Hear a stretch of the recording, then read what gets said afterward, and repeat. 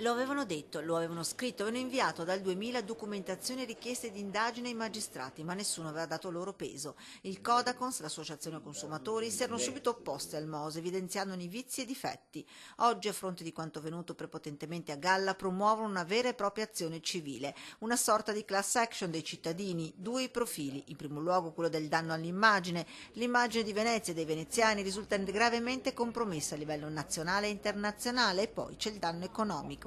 Poi sono stato danneggiato perché in oltre 2.000 miliardi che in più ha percepito rispetto a quanto dato a Venezia in questi ultimi anni, dal 2006 a oggi, sono praticamente la figura plastica del danno subito dai veneziani.